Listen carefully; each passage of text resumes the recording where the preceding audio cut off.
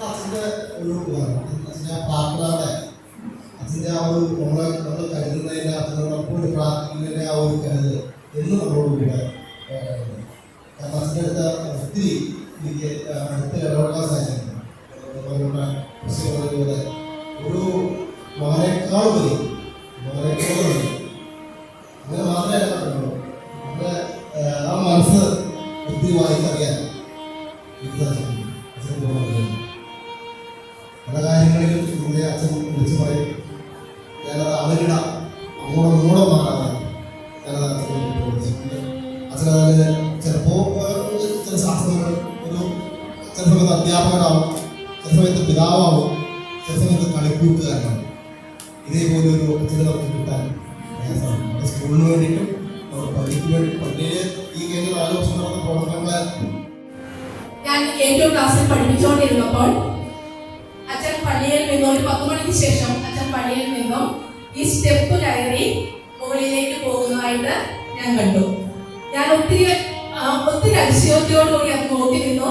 കാരണം എന്നെ പോലുള്ളവർ ഒരു സ്റ്റെപ്പ് കയറാൻ വളരെ മടി പിടിച്ച് ഇരിക്കുന്ന എന്നെ പോലുള്ളവരെ സംബന്ധിച്ച് അത് വളരെയധികം കൗതുകവുമായിരുന്നു. എന്നെ ഒരു പാഠം പഠിപ്പിച്ചതായിരുന്നു. കാരണം എന്താണെന്ന് വെച്ചാൽ മനസ്സാണ് ഓരോ പ്രവൃത്തിയിലും നമ്മളെ നിയന്ത്രിക്കുന്നതെന്ന് എനിക്ക് മനസ്സിലാക്കാനും ആ പാഠം ഉൾക്കൊള്ളുവാനും എനിക്ക് സാധിച്ചു. അതിനുശേഷം ഞാൻ സ്റ്റെപ്പ് കയറുന്നതിന് ബുദ്ധിമുട്ടുണ്ടെങ്കിലും അത് ഒരു മടി കൂടാതെ മനസ്സുകൊണ്ട് ആ സമയത്ത് ഞാൻ അച്ഛനെ ഓർത്തു. 4 വർഷത്തെ സേവനത്തിന് ശേഷം നമ്മുടെ വികാരിയച്ഛൻ കോർപ്പസ് സർവീസിൽ നിന്ന് വിരമിക്കുകയാണ്. അച്ഛൻ്റെ സേവനകാലം നമ്മുടെ ഇടവകയെ സംബന്ധിച്ചിടത്തോളം അവിസ്മരണീയമായ ഒരു കാലഘട്ടമാണ്. ആ ഇടവക അച്ഛൻ്റെ നേതൃത്വത്തിൽ ആത്മീയമായും സാമൂഹികമായും സാംസ്കാരികമായും എല്ലാം വളരെ വളർന്നു എന്നുള്ളത് വലിയൊരു സത്യം തന്നെയാണ്.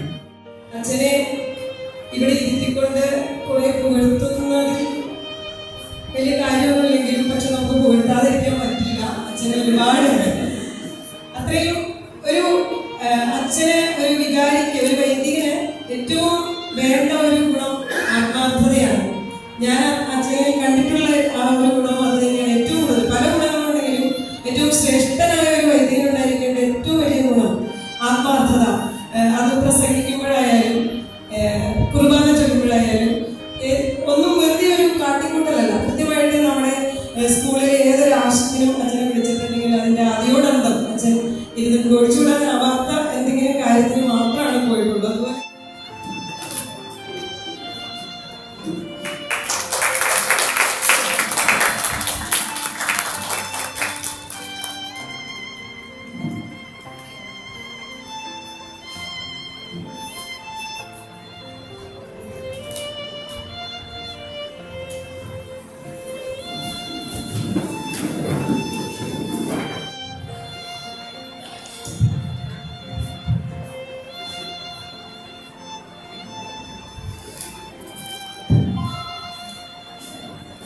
അതുപോലെ ബഹുമാനപ്പെട്ട മാനേജർ, അതുപോലെ തന്നെ സ്നേഹത്തിലുള്ള ബഹുമാനികളായ ട്രസ്റ്റിമാർ, അതുപോലെ നമ്മുടെ പ്രസിഡന്റ്, നമ്മുടെ സ്കൂളിൻ്റെ board president, vice president, board members, അതുപോലെ തന്നെ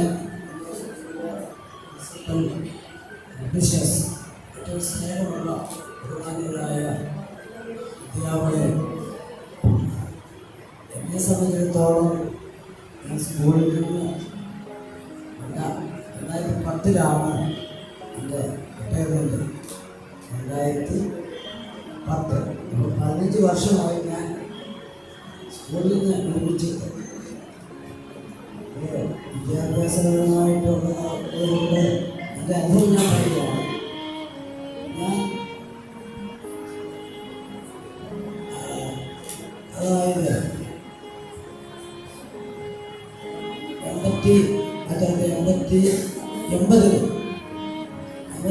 81-ലാണ് ഞാനൊരു UP സ്കൂൾ അധ്യാപകനായിട്ട് നമ്മുടെ കേരളത്തിൽ ഏറ്റവും കിഴക്ക് തമിഴ്നാടിനോട് ഏറ്റവും അടുത്തുള്ള ഒരു ചെറിയ ഗ്രാമമാണ് സേനാപതി. സേനാപതിയിൽ ബേസിൽ UP സ്കൂളാണ്. അവിടെയാണ് ഞാൻ ആദ്യമായിട്ട് ജോലി ചെയ്യുന്നത്. അന്ന് മൂന്നാർ ചുറ്റി 3 ബസ്സേ ഉള്ളൂ. 11:30 കഴിഞ്ഞാൽ പിന്നെ രാവിലെ ഇങ്ങോട്ട് വരവില്ല. ഒരു 15 പോയിട്ടുണ്ട്. 11:30 കഴിഞ്ഞാൽ പിന്നെ ഇങ്ങോട്ട് വരവില്ല. എഴുത്ത് മുഖേനയാണ് നമ്മൾ അത്യാവശ്യ കാര്യങ്ങൾ അറിയുന്നത്. ഞാൻ കോതമംഗലത്തുനിന്ന് പോകാൻ ആഗ്രഹിക്കുന്നത് ഒരു PPK ബസ്സുണ്ട്. അത് വന്നു കഴിയുമ്പോൾ കോതമംഗലം മൂവാറ്റുപുഴയാണ്. മൂവാറ്റുപുഴയ്ക്കുള്ള ബസ്സാണ്. എങ്കിൽ തന്നെ എന്നറിയാമോ, കോതമംഗലത്തു നിന്നുണ്ടാക്കുന്നത് പോകാനുള്ളവർ അവിടെ വന്ന് അല്ലാതെ മൂവാറ്റുപുഴ വരെ ടിക്കറ്റ് കിട്ടുക. അവിടെ നിന്ന് നേരത്തിലേക്ക് പോകും. വേറെ ബസ്സില്ല, ബസ്സില്ല. അപ്പം അങ്ങനെ ഞാൻ ചെന്ന് കഴിയുമ്പോൾ ചെന്ന വർഷം പോയിട്ട് എത്രയും പോകാൻ എത്തിപ്പോകാൻ ചെയ്യില്ല. പിന്നെ ഈ പട്ടണ സ്കൂളിൽ 3 പിറ്റേ ഹൈസ്കൂളായി. അത് കഴിഞ്ഞപ്പോഴും ഇത് പോകാൻ വന്നു. അപ്പോൾ മാനേജരായിട്ട് പറഞ്ഞ് വീടുകൊണ്ട് അച്ഛാ വേണമെന്നൊക്കെ ഇങ്ങോട്ട് പോകാം, പട്ടണ സ്കൂളിൽ പോകാം എന്നൊക്കെ പറഞ്ഞു. പിന്നെ അന്ന് 25,000 ഇവിടെ 30,000 പിന്നെ അത്രയും മാറ്റി കൊടുക്കണ്ടേ, എനിക്ക് വെച്ചിട്ട് കൊടുക്കുമല്ലോ. ആ സ്കൂളിൽ ചെറിയ സ്കൂൾ സാമ്പത്തികമില്ല. പിന്നെ വിചാരിച്ചു അവിടെ തന്നെ തുടരാമെന്ന് വിചാരിച്ച് അവിടെ തുടർന്നു. പിന്നെ ആ സ്കൂള് വൊക്കേഷണൽ ഹയർ സെക്കൻഡറിയാണ്. വൊക്കേഷണൽ അവിടെ വെച്ചാണ് ഞാൻ ആദ്യം UP സ്കൂളിലായിരുന്നു. പിന്നീട് HSS ഹൈസ്കൂളിലായി. പിന്നീട് ടീച്ചർ ഇൻചാർജായിട്ട് കുറച്ച് നാളുണ്ടായിരുന്നു. പിന്നെ ഹെഡ് മാസ്റ്ററായി. പിന്നെ നമുക്ക് അറിയാമല്ലോ, വീഴ്ചയുള്ളവർക്ക് ആ കാലത്ത് ഇപ്പോൾ പ്രത്യേക മത്സരത്തിലുണ്ട്. അന്ന് ഈ ഹെഡ് മാസ്റ്ററെ ഡെസിഗ്നേറ്റ് ചെയ്ത് പ്രിൻസിപ്പലായി. അങ്ങനെ ഞാൻ പ്രിൻസിപ്പലായി. അത് കഴിഞ്ഞ് ഞാൻ പിന്നെ പ്രിൻസിപ്പൽ 2010 കഴിഞ്ഞപ്പോൾ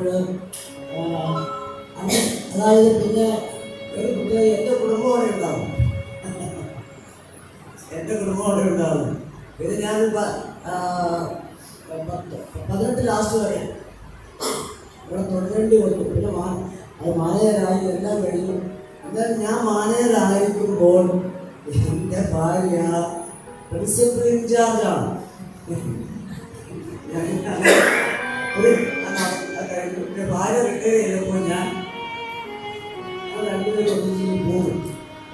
അപ്പം അന്ന് അവിടുന്ന് വന്ന് ഞാൻ തീരുമാനമുണ്ട്, എനിക്ക് ഒരു സ്കൂളുമായിട്ട് ബന്ധപ്പെട്ട് ഒരു കാര്യത്തിലില്ല. കാരണം ഞാൻ മുന്നോട്ട് കഴിഞ്ഞപ്പോൾ ചില ഇംഗ്ലീഷിലേക്കായിട്ട് പ്രിൻസിപ്പളായിട്ട് വരാറുണ്ട്.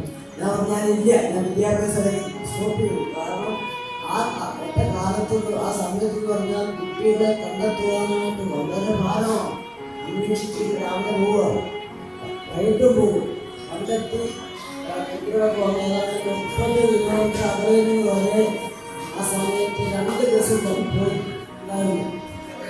ട്യൂഷൻ കിട്ടായിട്ട് സ്കൂളിൽ നിന്ന് പോകുന്ന സാഹചര്യം വന്നു.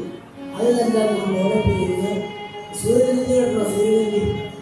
ഈ സൂര്യനെല്ലി നിന്ന 2 ദിവസം ഉണ്ടാകും സേനാട് സ്കൂളിൽ.